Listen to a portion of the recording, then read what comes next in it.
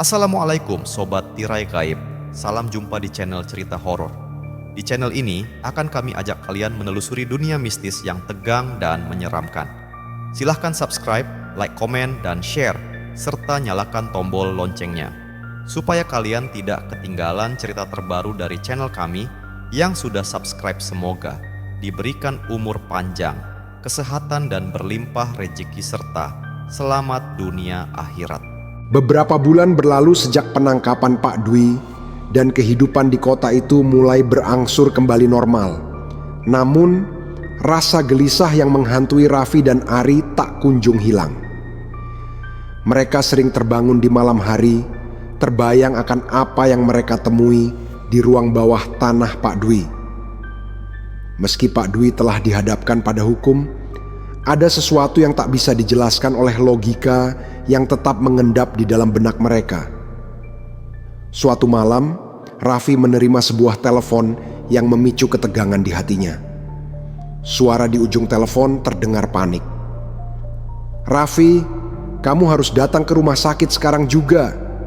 Ada yang tidak beres," ujar suara itu hampir terputus-putus.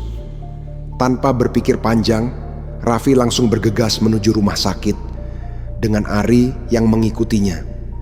Setibanya di sana, mereka disambut oleh seorang dokter yang tampak kebingungan. "Ada sesuatu yang sangat aneh dengan pasien ini," ujar sang dokter sambil mempersilahkan mereka untuk mengikuti ke ruang perawatan. Di dalam, mereka melihat seorang pria muda terbaring lemah, tubuhnya menggigil tak terkendali. Namun, yang paling mengerikan adalah matanya itu merah membara, persis seperti yang pernah dilihat oleh beberapa pengemis yang pernah makan di warung Pak Dwi. "Siapa dia?" tanya Ari dengan wajah cemas. Dokter menjelaskan bahwa pria ini adalah salah satu pelanggan terakhir yang makan di warung Pak Dwi beberapa minggu lalu. Setelah makan, pria itu tiba-tiba pingsan dan tidak sadarkan diri, meskipun tubuhnya masih hidup. Namun, seperti yang terlihat, matanya yang merah dan tubuhnya yang menggigil seperti terserang sesuatu yang tak wajar. Raffi merasa tubuhnya kaku, rasa takut merayap ke seluruh tubuhnya. Ini bukan hanya tentang Pak Dwi, ada sesuatu yang lebih besar yang bersembunyi di balik kejadian-kejadian ini, sesuatu yang lebih gelap. "Ari, kita harus kembali ke warung Pak Dwi," kata Raffi dengan suara serak. "Ada yang masih belum selesai." Mereka kembali ke tempat yang dulunya menjadi pusat kengerian itu. Namun, apa yang mereka temui di sana jauh lebih mengejutkan. Warung itu sudah kosong, dan bahkan beberapa orang yang dulu tinggal di sekitar sana juga sudah menghilang tanpa jejak. Hanya tinggal bangunan usang yang tampaknya telah dilupakan waktu. Raffi dan Ari menyusuri kembali jalan setapak menuju gudang tempat mereka menemukan altar hitam itu. Begitu mereka sampai, mereka merasakan suasana yang sangat mencekam, seolah-olah ada sesuatu yang mengawasi setiap gerakan mereka.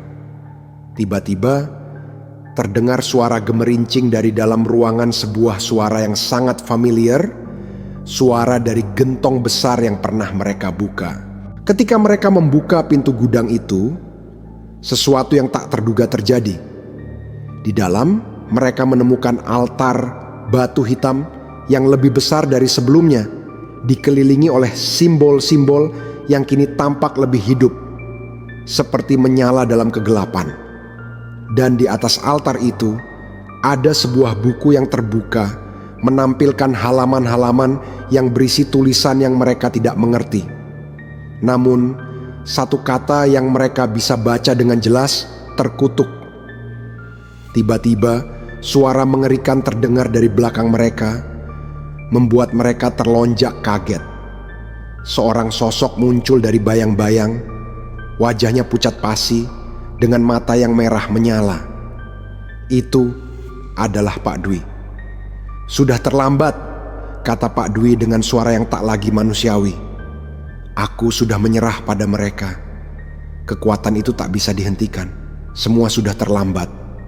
Kalian tak akan bisa menghentikannya.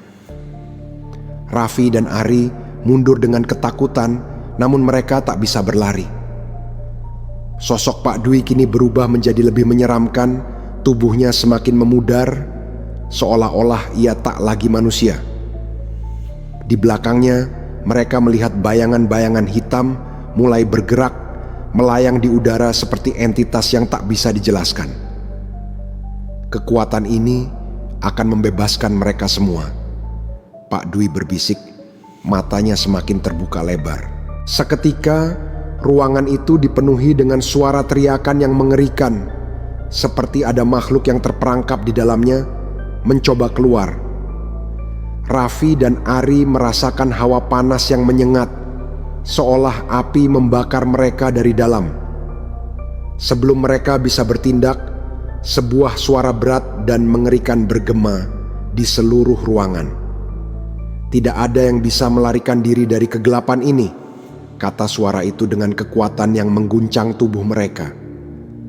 Ari menoleh ke arah Raffi, dan dalam tatapan mata mereka muncul sebuah pemahaman mereka harus menghentikan ini sekarang juga, sebelum semuanya terlanjur terlambat. Namun, saat mereka berusaha untuk mendekati altar, suara langkah kaki terdengar semakin dekat. Dari kegelapan muncul makhluk yang lebih mengerikan, lebih besar dari apa yang pernah mereka bayangkan. Dengan tubuh hitam legam dan wajah tanpa ekspresi, makhluk itu melangkah maju mengarah pada mereka dengan tatapan kosong yang mengerikan. "Ini baru permulaan," kata makhluk itu dalam bisikan yang memekakkan telinga. Dan pada saat itu, Raffi dan Ari tahu mereka telah terjebak dalam sebuah permainan kegelapan yang tak bisa lagi mereka hindari. Raffi dan Ari, meskipun terhimpit ketakutan yang mencekam, tak punya pilihan lain selain menghadapi kegelapan yang mengancam. Makhluk hitam legam itu semakin mendekat dan udara semakin berat. Mereka merasakan jantung mereka berdegup cepat, namun ada keberanian yang perlahan tumbuh dalam diri mereka.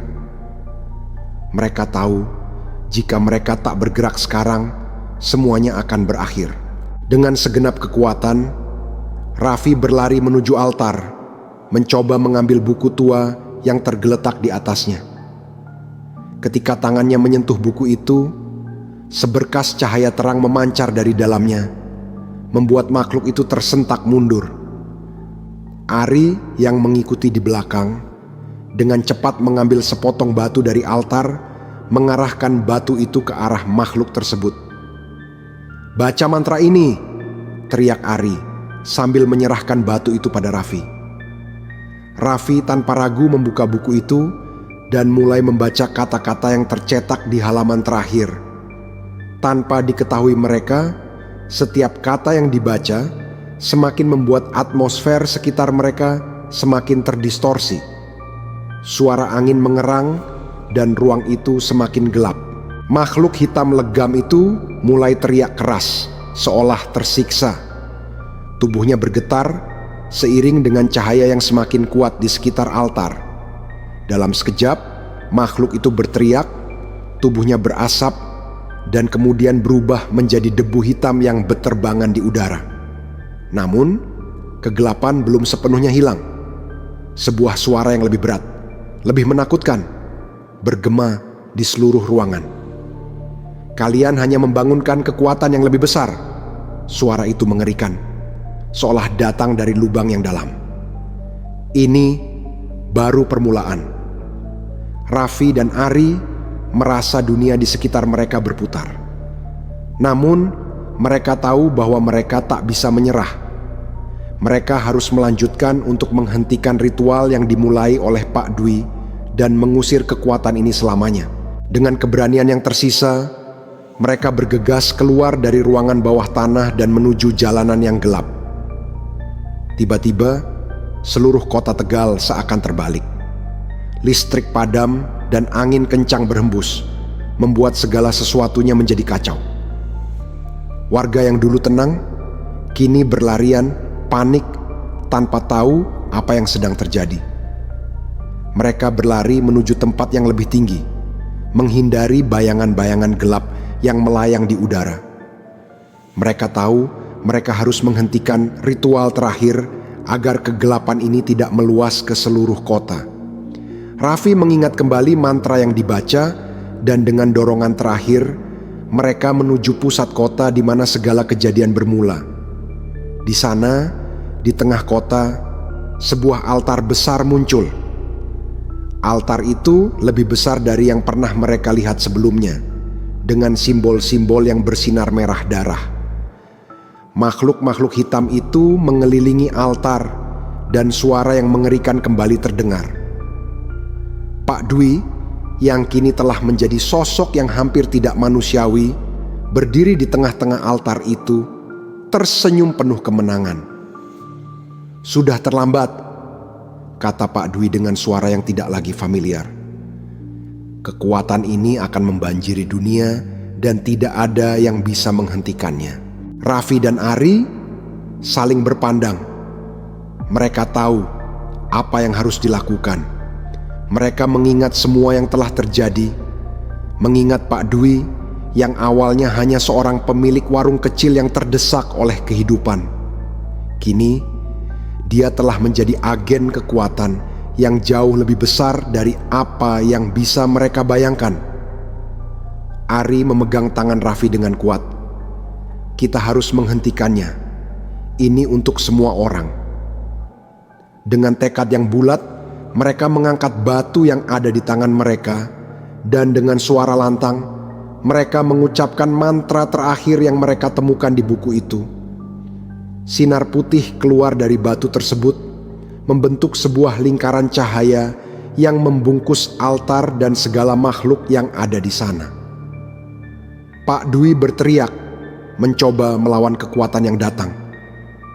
Namun, sinar itu semakin kuat, dan dalam sekejap, seluruh altar dan makhluk-makhluk gelap tersebut menghilang, menyatu dalam kepulan asap yang perlahan menghilang di udara. Suasana kembali tenang, dan semua yang tersisa adalah sisa-sisa debu hitam yang menguap perlahan. Raffi dan Ari terjatuh ke tanah, kelelahan. Mereka melihat ke sekeliling. Kota yang semula terbalik kini kembali ke keadaan semula. Warga yang panik mulai keluar dari tempat persembunyian mereka, terkejut dan bingung, tetapi akhirnya merasa lega. Pak Dwi tak lagi terlihat. Kejahatan yang pernah menguasainya telah lenyap, dan semua yang terlibat dalam ritual tersebut kini bebas dari pengaruh kegelapan. Kota kini kembali tenang. Namun, meskipun kegelapan itu telah pergi, Raffi dan Ari tahu bahwa kejahatan seperti ini bisa datang kapan saja, dan mereka harus selalu siap. Meskipun kehidupan mereka kembali normal, mereka tidak akan pernah melupakan kegelapan yang pernah mengancam mereka dan kota yang mereka cintai. Dari cerita yang telah terjadi, kita bisa mengambil pelajaran berharga bahwa dalam hidup ini tidak ada yang bisa menyelesaikan masalah kita selain Allah Subhanahu wa Ta'ala. Begitu juga dengan Pak Dwi yang terjerumus ke dalam kegelapan karena rasa kebutuhan yang berlebihan dan tawaran yang tampaknya menggiurkan. Kekuatan duniawi tidak akan pernah mampu memberi kebahagiaan sejati. Sebagai umat Muslim, kita diajarkan untuk senantiasa bertawakal kepada Allah, mencari rizki yang halal, dan tidak terjerumus pada hal-hal yang dapat merusak iman kita. Sesungguhnya, setiap langkah yang kita ambil haruslah berlandaskan pada kebenaran dan ketakwaan. Karena hanya dengan ketakwaanlah kita dapat mencapai keberkahan dalam hidup ini. Selain itu, cerita ini juga mengingatkan kita akan pentingnya menjaga hati dan pikiran kita agar tidak terjerumus pada godaan syaitan yang bisa datang dalam berbagai bentuk. Keinginan untuk mendapatkan sesuatu dengan cara instan dan tidak halal bisa menjerumuskan kita pada kebinasaan, baik di dunia maupun di akhirat. Allah berfirman dalam Al-Quran, "Dan barang siapa yang takut kepada Allah, niscaya Dia akan membuatkan jalan keluar baginya dan memberinya rezeki dari arah yang tidak disangka-sangka. At-Talaq 2-3. Maka mari kita senantiasa menjaga diri dari godaan duniawi yang sementara dan berusaha untuk selalu mengikuti petunjuk Allah dalam setiap langkah kita. Terima kasih Sobat Tirai Gaib, jangan lupa subscribe, like, komen, dan share, serta nyalakan tombol loncengnya. Yang sudah subscribe semoga diberikan umur panjang, kesehatan, dan berlimpah rejeki, serta selamat dunia akhirat.